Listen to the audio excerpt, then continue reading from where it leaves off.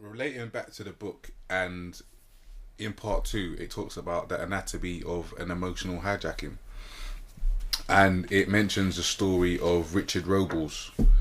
I'm not too sure if you guys remember it. He's a burglar. I do. It's on page 13. I'll quickly get to it. Basically, this guy Richard Robles is a seasoned burglar who gets paroled from a 3-year sentence, and he's basically a kitty. He's smoked out, whatever, and he said he's not going to do any more. He's going to do no more crime. But liar. But when he gets out, he needs peas for his missus, and he wants to buy her an engagement ring or some kind of sucker. That's the first thing I'm thinking. That's the first thing I'm thinking. And he's got a 3-year-old daughter, so he wants to buy the daughter a thing or two, whatever. Go forth, yeah. So basically, he breaks into an apartment, and obviously he said he wasn't going to, but hey, the situation is what it is. He needs peas. This is what he's been doing. So yeah, he basically breaks into this 21-year-old woman's house. I know this story. Yeah, so basically, he he threatens her with a knife. He ties her up, and as he's leaving, someone else comes to the house, and to make his escape, he ties them up too. And what basically, what did she say? She said something on his way out. What did she say? She said something. I don't think it says what she says. She said something about she's going to remember his face and tell. Yeah. And from that, he flipped out and basically he bodies these 2 women. Like, he catches 2 bodies, and now obviously he's doing life indoors and whatnot. And the reason why he flipped out was, well, apparently, according to the book, was an anatomy of an emotional hijacking. So can you always be held responsible for such actions? Yeah, that's stupid. So you want to be held responsible. You can. Do you know why? Because you need to be held responsible for the fact you've allowed yourself to be hijacked. So with So that no being one's said, physically hijacked. so with that being you need said, to control your mind. further on down the line, Yeah. let's flip it to the student who is an A-star student, and because he gets a B from his science teacher or something like that, he again had anatomy of emotional hijacking. I'm with you. And he flips out his teacher. He stabs the teacher, and he gets off. But he gets off for diminished responsibility. Yeah. What's the difference? I'm sorry. Do you know what it is? I don't care if the listeners come back on me on this. That is a child there that's always been given what they want from childhood to now. And if they feel a sense of entitlement. I've been taught to go without. I've been taught, no, you can't have this today. Maybe when I get paid. Maybe at Christmas. And then I recognise that, no, you can't have a B today. You can have a C. But maybe 6 months' time when you work harder. That's a child there that wasn't raised properly, as my mum would say. But, and I'm not to get it into a race thing, but I almost think no, but I'm just saying, it just sounds like, I don't think a black student could stab their teacher and get away with it, even if they're A-star student. There's not even beat around the bush. They're not getting away with that. Exactly, that's my point. But that's not even anything to do with it. Yeah. But when I did read that, that's I automatically thought that's a white student. That can only happen in a white person's world. Like, I'll be 100, but I don't think any of us could do that and get a diminished responsibility plea. Do you know what I mean? But that's neither here nor there. Like, sorry, when you want to continue, so like, I think in part 1, I think it goes, what are emotions for? And I think I wrote down, intelligence can come to nothing when emotions hold sway. And I think that is where emotional intelligence obviously comes into play. Big time. Okay, there's nothing wrong with, well, of course there's nothing wrong with being intelligent, but like, there's nothing wrong with being angry, this and the third. But you've got to be able to hold it together when it is needed. I don't know where like this decision came to like stabbing someone over getting a bad grade and stuff like that. And there was a parable or story, I think, of Chinese and Japanese people in regards to them studying and stuff like that. And it was a case of them not... It was Asian in general. Yeah, Asian in general. In America. Alright, yeah, thank you. Yeah. And it speaks of, like, just very brief, I wrote more notes on it, as to if they value IQ, and if your IQ is not of a certain level, then the way they look at it is you either stay up a little bit later to study a little bit more, or you wake up a little first bit thing in the morning that's and study. And it's just the same thing as delayed gratification, and that's why I felt it was really interesting as to the conversation with Scott before, as to the things that he does. Because for me, that marshmallow thing, I thought that was mad. Like I was loving that. Test, I was loving that. How kids can actually think at that age. Wait, I get 1 or 2 marshmallows if I wait. And they've got that emotional intelligence to make a decision as to, I'm going to wait. Where some kids didn't have it in he was talking about the impulse. Is that, what did he refer to it as? I can't remember. Let me just give them a breakdown of the marshmallow test for the people them at home. Go ahead. Go for it. No, if you know it off, if you can tell it better than me, go for it, if I don't mind. No, I was actually going to ask another question that relate, because I remember I was saying there was 2 questions I wanted to ask in relation, and the first one being about Aristotle's challenge, and the second one being who dictate the importance of EQ in society. Is it the people or is it the government? I think it's the people. I think you asked this question. We asked the importance of EQ. Yeah. I'm with P. All day. You said when we had that conversation the other day, you said the state of EQ. Who dictates the importance of the EQ? The state. Are you sure I said the state? You may have, yeah. Yeah, you did. What was my reasoning behind it? I can't remember, but I think you did. I didn't answer. Maybe I've confused with EQ and IQ. But maybe I was confused with EQ and IQ, or you might have said IQ. But for EQ, I definitely said EQ. Right, for EQ, it's not the state. No, in my opinion, no way. No way. No way. No way. EQ, for me, is you yourself, but you get that from maybe your parents, your social upbringing, emotional intelligence. There might be social compounds, and I don't know if that's social dynamics and stuff like that, which may influence your EQ. Don't get that, trust me, but you yourself are in charge. I'm one of these people. Listen, I'm not gonna say what party I'm with, or I support, but you got people like Theresa May and David Cameron. They make certain decisions. And I think these men do not. They ain't got no emotions. They're cold. Me and P, me and you French, all of us together, we have these conversations. There's no, and it's not what it is. It's not that like. It's not the fact that sometimes they actually know what they're doing, but sometimes it's just they don't. It's either they don't know, they don't show. Come like that film, The Menace. But anyway, it's like they're not business because in their world, everyone's born with 50 grand in their bank account. Does that make sense? And it's almost like that's why they don't show. Hold on. The whole thing with the scandal with people going to the Caribbean, back to Jamaica, wherever, not having passports, not letting them back in or sending them people back. If no one had raised that issue, I can't remember Pox in one of the podcasts before you raised the person who raised this issue. No one raised the issue. Oh, the broadcaster. They were quite. They were quite comfortable. Yeah. James O'Brien and Amelia Gentleman. They were quite. That would have run if this never got brought to such public attention. That would have run where. You've been here since 3, you're now 60 or 50, but we're sending you back. That would have run, but it got such public awareness, charges, dismay. They had to, but remember, big dog up there, Theresa May, she was happy to sign us off. Yeah, that sounds like a great policy. No emotional intelligence. Do you get what I'm saying? So yeah, if it was EQ and not IQ, I apologise. Definitely not. It's not that. It's not the government that dictates that. So you say society, the people dictate society, your upbringing, your social surroundings. So why is it that IQ is so emphasised on it? Emphasised? Yeah. Because you can get into, and I'm doing this with my fingers in inverted commas, you can get into positions of power with high IQ. It's valued. And remember, if you have... Well... Yeah. You say get into positions of high power, but it's the people that are C grade students and lower grade students that are actually now, I would say more so nowadays, that are in the positions of power. For instance, looking at someone that I follow quite regularly and quite often and take a lot of what they say on board is Gary V. Like I'm sure if you're on Instagram, you will know of him. You will know of it, Gary V.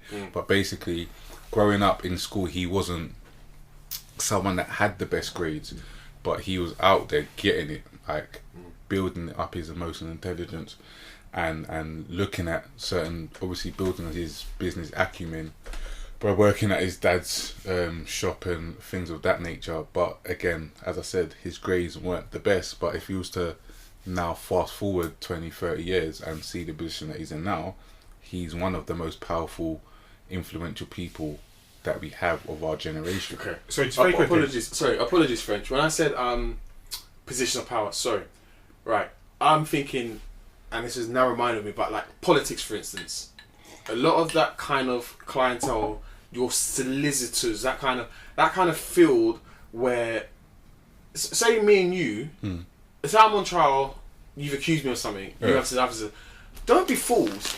They're going to the same social clubs, same parties. They've known each other since they were 18 at university in the same course, and it's like, aha, you got one over on me. Yeah, it's like that. It's the same thing in politics. So when I say I put a position of power, I'm talking about in certain fields where it's seen. Do you know what I mean? When these people go to Eton, they're taught you're gonna be important. You're gonna make decisions that affect Europe. They're taught that. They're taught about that, and it's almost like positions where you can influence money brought into the country, exports out to the country. I'm talking about that kind of thing. And I apologise, it was narrow-minded of me when I was talking. Yeah, cool. You know, just even very, very quickly, in talking about like C grade students and stuff like that, and I don't know if anyone's really thought about that, and I know C is known, or certainly is a statement that's been put out in that those with high IQs generally work for individuals with obviously good emotional intelligence and probably achieve like C grades and stuff like that. Yeah. But what is the actual percentage of those individuals who have high emotional intelligence and probably got C grades that actually got to that level of, let's say, power, or got to that level? Because I can't imagine it being a very high level. Well, you got Donald Trump. But first of all, I mean, that's true, but I don't even know what grades he got, but however, he inherited a lot of his stuff. But I'm talking about individuals maybe from our background, like very similar to Gary V. Yeah. Alright? Think about it, we all went to schools, okay schools. I'm going to pause you. You're saying Donald Trump had a high level of emotional intelligence? No, he's talking about C grade. That's what he's talking about. He's got a high level of emotional intelligence to do what he's done and get to where he's got. You have to have some form of intelligence. That's not some form of intelligence, emotional or not. Emotional intelligence. That's not intellectual intelligence. I don't disagree with you. The reason why I say that because an intellectual person would say and do what he does. Is that intellectual emotion? Bruv, he's tapped into people's emotions. You have to be emotionally intelligent to tap into someone's emotions. Intellectual intelligence is not helping you tap into someone's emotions. He lacks a lot of intellect in some of his emotions. Of course, no disputing about that. But I'm talking purely as an emotional intelligence. You know what I mean? Because for me that's a fool. But I mean, like, the point I'm making is I would like to know the stats on actually how many individuals who have maybe good emotion, or let's say good emotional intelligence and got C grades, are actually in positions of power or in positions such as Gary V as such. I can't imagine it being a very, very high level. I don't know percentage, but you know what, Poca, me and you have a good friend that lives in Hong Kong who has done very, very well, and we both know the background he comes from. He doesn't come from a privileged background. But you know what? It's funny because I don't know what grades he got, so I can't really. I got a broad range. I got from A to E actually. I got a very broad range. So I don't think he was stupid. Like, he was never. But a lot of people. But define stupid though. Yeah, no, it's that. So but hold on. There's that. But the other thing as well is, everyone here agrees and has pointed out, in primary school, no one was stupid. And without defining stupid, no one was stupid. It's when you go to high school, you've got all those factors of you pointed out, Pop. Yeah. And what I'm saying to you is, he didn't come out with 10 A's or anything like that. But yet, my man's dedication and his, I'm sure, because you put him in a room with a list of strangers, and he can have a conversation anyway. He'll find a common ground denominator. Fantastic. That's emotional intelligence to have a conversation with someone. Right, that's and I'm proud of that guy. And I know you are as well. Yeah, I know. But that's not the point. But anyway, the point. You are as well. Yeah. You are proud. No, I said I know. I know. I know you are. What was that? No, I know you're proud, bruv. What is the percentage of people like him who get to that point? Because not everybody, like, what you think about everyone, there's probably about 1,000 people in a secondary school, right? And within the London borough of Ealing, all right, there's loads of different kids of our type of background. How many kids went on to be successful as him? Obviously, people go on to do different things, but to elevate themselves to such a position as the one we're speaking of, or the one where he's probably got 10. He's probably got a few 10 because he managed people. He's got a few 10 A-star students that he actually manager of. Correct, but What's the percentage of percentage students 1 out of 10 that does that? I couldn't tell you. I haven't done research, so I'm definitely. Because although we kind of promote the fact that a lot of individuals who got high IQs work for those who are C. But then but bruv, think about it though. Like, and again, not to stereotype. What about Mr. Branson? Mr. Branson, yeah, he's one. I know he didn't get A stars. You get a lot of these. I don't want it to sound like to stereotype it again with the whole footballers don't have brains and stuff. I don't believe that at all. I think they're definitely intelligent. Yeah. They have some form of intelligence, whether we call it intellect or they definitely have emotional intelligence. There's no doubt about There's some form of intelligence for them to be able to kick the ball the way they do and all of that stuff. Like there's intelligence in everyone. But my point being is like, and again, basing it back onto music, you get a lot of musicians that are from our demographic that are making millions and killing it and making business deals that may not even necessarily got C grades or D grade. They may not even finish school. You get students, musicians, and I know I keep on going on to musicians. It's just the most easiest and simplest way of putting it so everyone can understand. But they become business moguls and they become business leaders and with power and all that comes with it. So I definitely think there is a high percentage, but what percentage I couldn't tell you. I don't think it's high at all. Not at all. Why not? Well, let's look at. Actually, I don't want to talk about the UK. No, I want to talk music. We look at if we look at the charts, all right. Before you go on, how define high, because I don't think it's more than 30%. I'm afraid I don't think. But I think that's high. So that's my point, though. You can define. I don't think it is. I think it's potentially lower. It might even be single digit. You need to just think like in our year, how many? I don't want to say black people. Let's say people of an ethnic background. Huh? People of an ethnic background. Yeah, thank you. We'll go minorities. Okay, so how many minorities do you believe have got themselves into a position like Gary V from the London Borough of Eden? Let's say London Borough. We're being simple. And first of all, let's say there's 1,000 individuals of a minority, male. How many individuals? It's just, I think Gary V in itself, not to say he's an anomaly. I know what you mean. Yeah, an anomaly. But I also think you get a lot of people that are successful in the field that they want to be in. So you might get someone that wants to, I don't know, work in IT. Or not? No, but you're still working for something. I mean, I've got no problem with I'm the degree of success. Yes, that's the degree of success is not a thing for me. But as to those with IQ working for those who've got emotional intelligence, I think it's few and far. I mean, there's some fantastic stories out there, but if we're being a little bit truthful, potentially, this is only coming to me now. It might be few and far between. We just see the success stories. So we see, I don't want to say Diddy, but we see individuals like that and so on and so forth, and we assume because they're in the forefront in front of our face, that might be the norm. With Instagram, it is the norm, but I mean, some people believe it's the norm when it's not quite the case, and there's hundreds, thousands, definitely. Millions, I get the point that you're making. I definitely would say, okay, you would get more highly intellectual people running businesses than you would get, say, highly emotional, intelligent people running the businesses. But I still think there's a significant enough amount of people that even though you don't get the best grades in school, you can still go on to run a company or be in a position of power. That are or can? Because that's different. Both. Because if you're saying both, I think people are. I think brother. I definitely think they are. I think, for me personally, obviously it's my opinion, but I think there are people that may not be your A grades and your B grades students that are in positions of power. I can't. As I said, I'm not denying that. What I'm saying is, I'm drawing comparison with the ratio.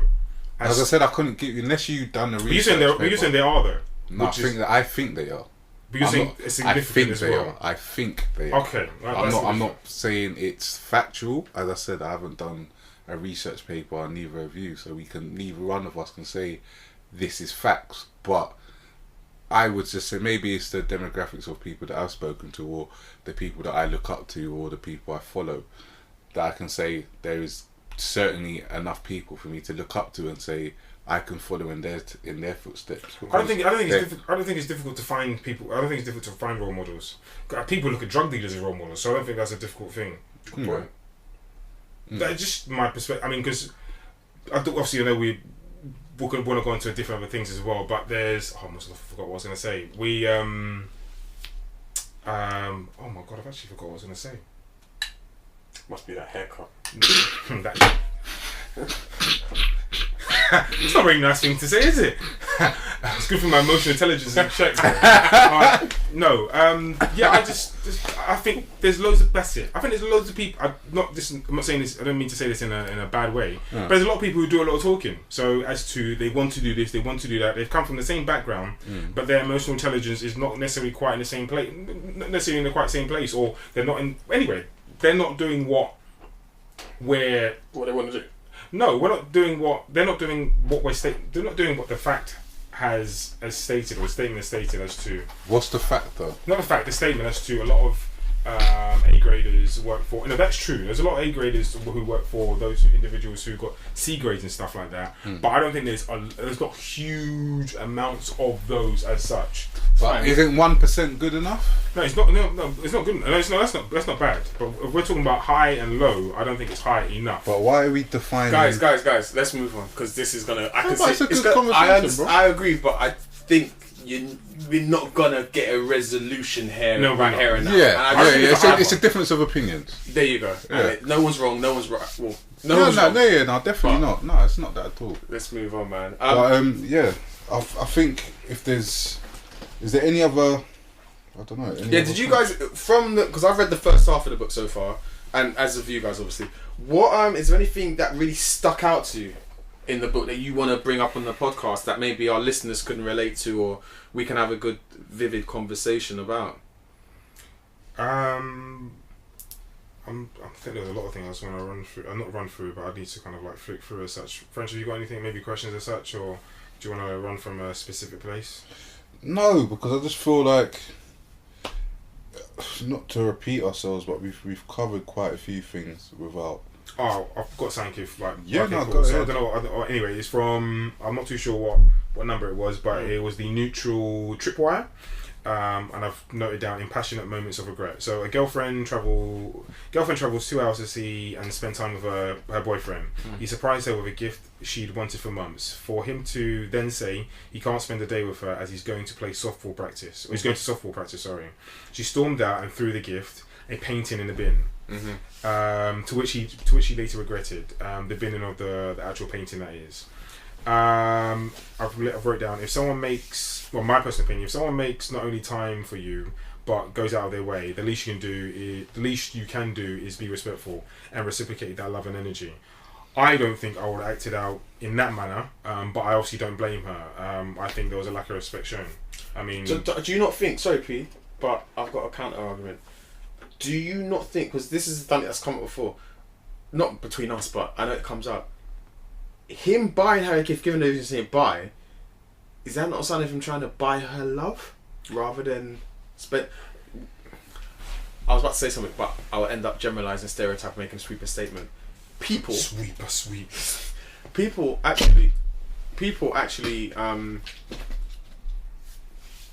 they might value spending an hour with them, not buying them something, rather as much as you, or maybe even more than you, buying them a gift saying, so I haven't been around for 2 weeks, sweetheart. Here's your gift.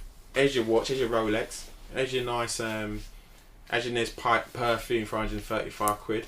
Where is that person that you're intimidating? What accent is that, bro? You from East London? That's not even East London. I don't know where. Couple of cans, Anyway, anyway, there you go. And I'll see you in 2 weeks, but I haven't got time to spend time with you. How's your week been? How have you been feeling? Let's really go deeper with this relationship and understand each other at a deeper level. I think there's a lack of obviously it's a lack of emotional intelligence, but I think there's a lack of empathy. But you was making a point that a gift should be good enough. No, I didn't. I said... Was that... Sorry, French. Was that what he was getting at, yes or no? From what I understand. No, I read. No, that's... No, he was reading the excerpt. Okay. It's a win-win.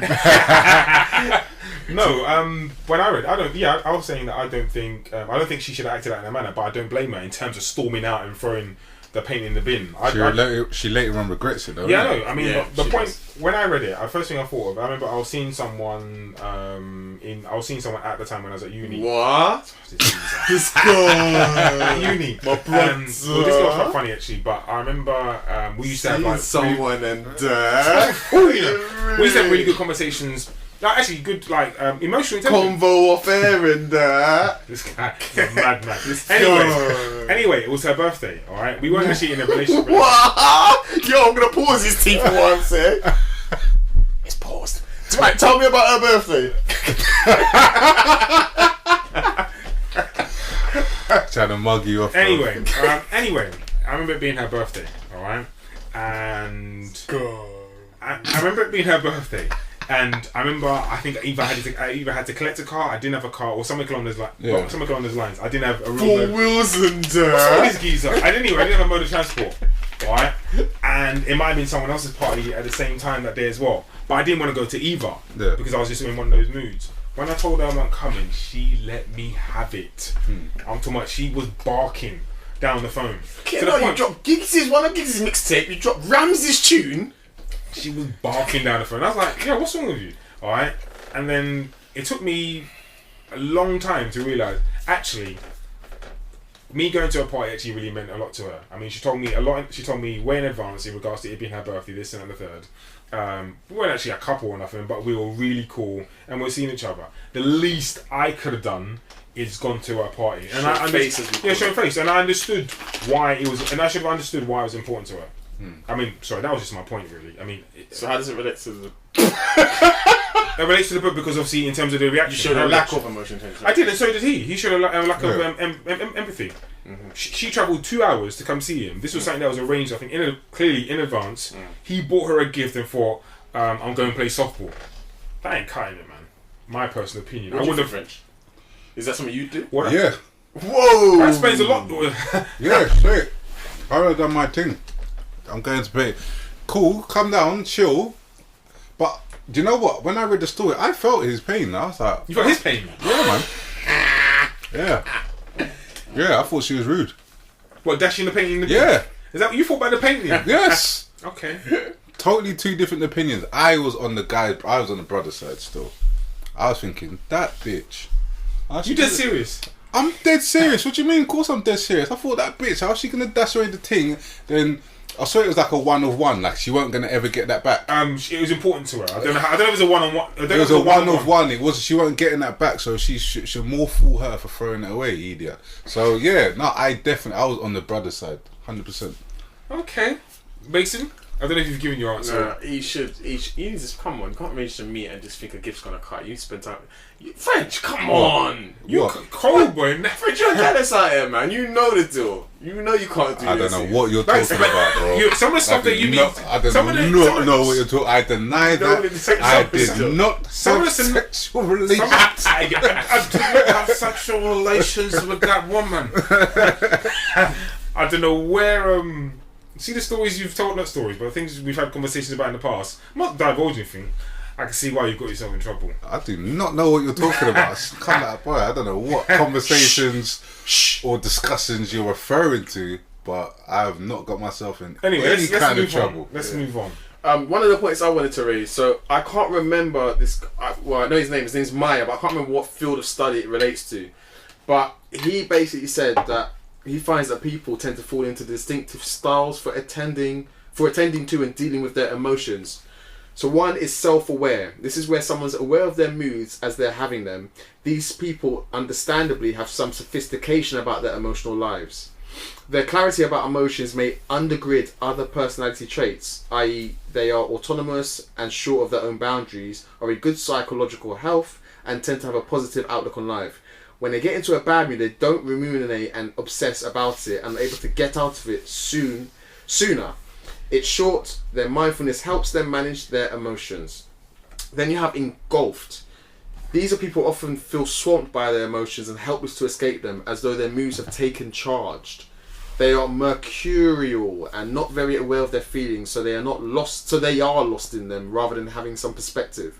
As a result, they do little to try to escape bad moods, feeling that they have no control over their emotional life. They often feel overwhelmed and emotionally out of control. And the last one is accepting. These people are often clear about what they are feeling. They also tend to accept their moods, and so don't accept to change them, and they don't try to change them even. There seems to be two branches of accepting type, i.e., those who are usually in good moods and so have little motivation to change them, and people who, despite their clarity about their moods, are susceptible to bad ones but accept them with a laissez-faire, i.e. don't really care attitude, doing nothing to change them despite their distress. A pattern found among, say, depressed people who are resigned to the despair. What mood would you say, style should I say, would you say you guys fall into? Self-aware, engulfed, or accepting? I think I'm definitely self-aware. I might fall into one or two of the other bits and pieces, but I mean, I was definitely going to say self-aware. mixed. But I think from a very early age, I'm going to say teens, I understood that actually the only person who's going to get myself out of these situations is myself. So whenever I feel overwhelmed with things, I'm not going to say emotion, things, I understand very quickly. I almost have like an out of body experience where like someone tells me actually the only person who's going to get yourself out of the situation is you, and then I compile a list and I actually go through. I have to break it down because if you look at the whole picture, it can become very overwhelming. So you break it down. I got to do this in order to get myself out of this situation, and just take it one. And you got to be a little bit not cold, but you've got to have that ice. I forget what the phrase. So is. now being cold's cool. It's cool now. I want to be cold now. I want to be cold now. Yeah, it's cold now. Yeah, so you got to be a bit cold. When this thing's throwing away your picture, you must like it. No, it's gonna be cold now. So there's a time and a place to be cold. Not with anyway. There's a time and place to be cold. So that's how I deal with things anyway. And that's how I manage my. I find it very difficult to understand why people will just kind of go into a show. I mean. Not that it makes no sense, but again, I had an experience when I was younger where I think I was angry. There's a passage in the book where a guy says he ran away from home or something along those lines. I think it was as a kid. And not that I ran away, but I was mad at one point, and I kind of stormed out. I went out, and I thought, these honestly, these individuals, my parents. No, I weren't. I was. I said, that's what you always say off it. These individuals,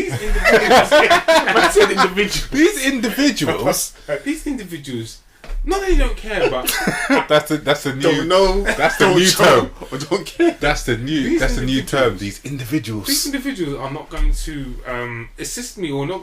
I'm in trouble. I'm on my own out here. Yeah. And then at that point is when I thought to myself, actually, I've actually got not mature, but I've really got to, Step up, yeah. Self-aware. I think I'm self-aware.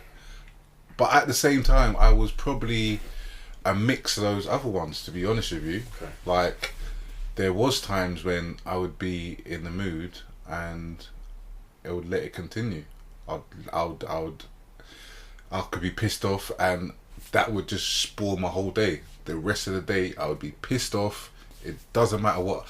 I can think, this isn't helping me, but I'm still pissed off. I actively knew this isn't helping me being pissed off, but I'm almost gonna soak in this pissed offness. I'm gonna wallow in it. I'm just gonna take it on board and accept it. But now I'm more self-aware and I'm much more in a better place to be able to deal with those things, and I have tools for myself personally that I can. Especially cool. So even going back to the last season, the last season that we done, which was the subtle art of not giving a fuck. I think a lot of those points where it mentions about being able to accept your emotion at that time and being able to move on. So if you are feeling sad, so to speak, okay, I'm feeling sad. I'm aware of it.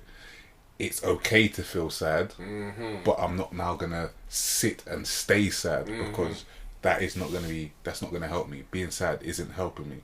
So I'm aware of it. I've accepted it. Now move on.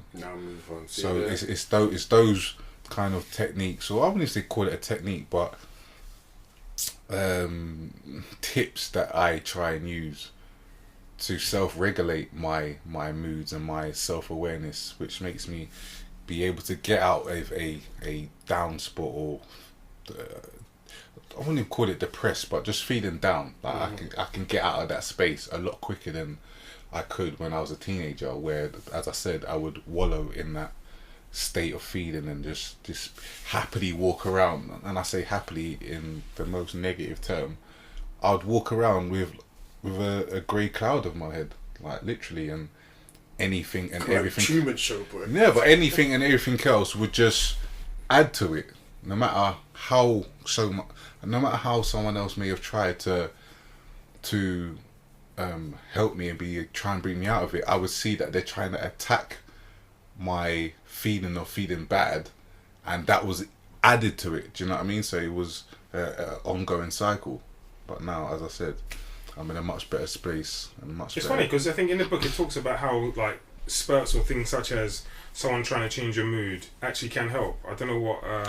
It was saying making someone laugh. If you help someone, if someone's down, I've got it down there somewhere. Yeah. But if you can get someone to smile and laugh, it then helps them take their focus off whatever that may be, and change their whole thought process. And I know one of my closest friends, well, I wouldn't even call him a friend, he's my brother, but he's got some form of talent, I would call it, because every time that I feel down, without him even know, he'll call me and he could just sense it, and he would make me literally burst out in tears of laughter.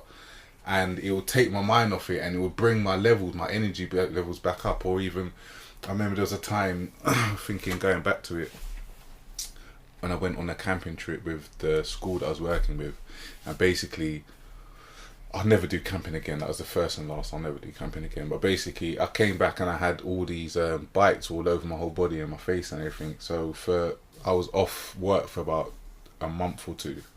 But I was completely down. Like I couldn't come out my house because it was that bad. Like literally wouldn't step out my house. But he obviously recognised that I was mad down, and he almost forced me to come out. And we used to go hit the festivals and stuff. And you know what I mean? Pulled me out of that. Hit the festivals, the measles and. No, but like my point being is. I'm really messing.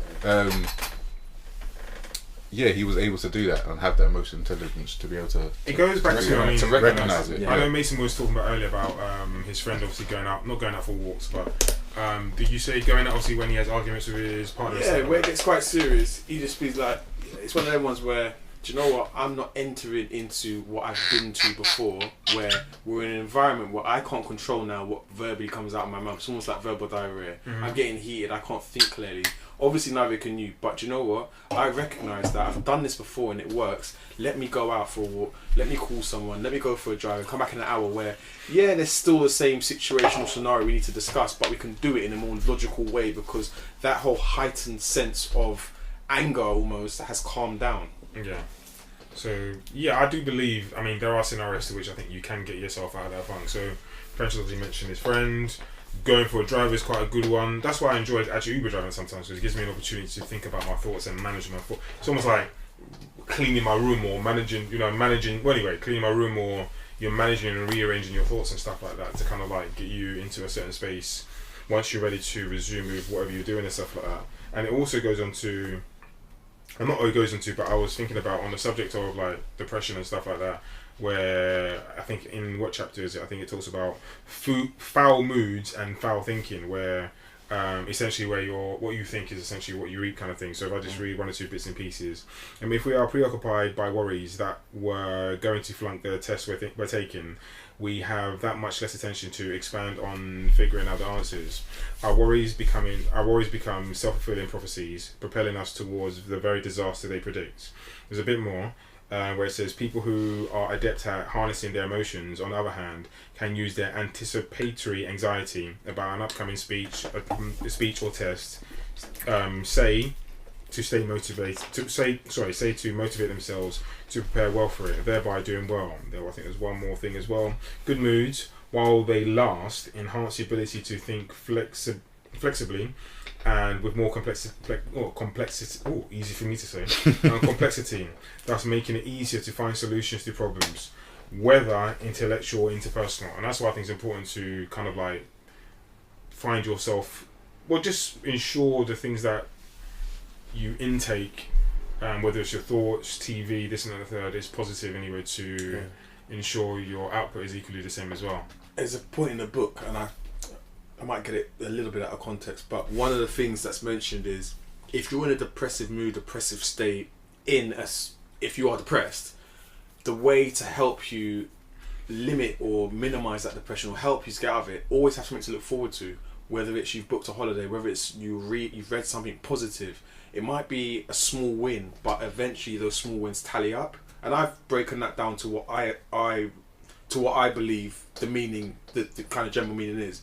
But it's essentially concentrating on the positives rather than the negatives, and trying to have something to look forward to. Whether it's a friend, as you said, French, who seems to pick you up, going out, socializing, it's all that aspects. Because some people tend to have the need to just stay in, be lonely, be by themselves, which adds to that. And there's another point in there which states, I think gives the example of someone maybe in a call center who maybe is depressed at home. They come into work and they wallow in that depression, and then they get a phone call where they try to make a sale. Someone's rude and they're like, oh, well, I'm getting this at home.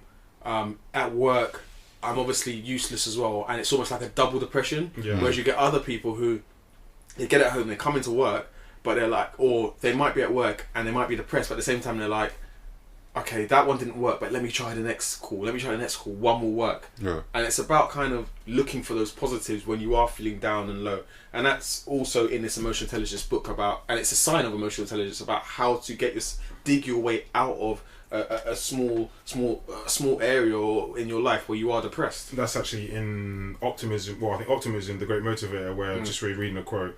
People who are optimistic see a failure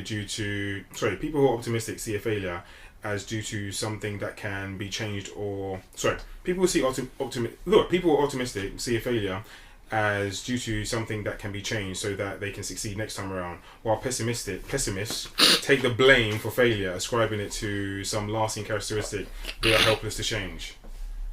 You right there? I was gonna sneeze. Okay. So that was me done. You just felt like reading for the sake of it. Yeah, I did. Yeah. Yeah, I mean, you know what? It's funny when you're both talking there. It made me think of some of the books that we have read and how much they are interlinked in terms of self-development. Obviously, that is the field and the books that we read, but a lot of it is linked together. The compounding of literally everything, what you was just explaining, basically. But for me, is there anything else to sink our teeth into, or can we wrap it up? Yeah, no, I think we've got the second part of the book to read, which for all of you out there, we'll have visuals for. So, or maybe not. But anyway, well, you have to look forward. You have to keep.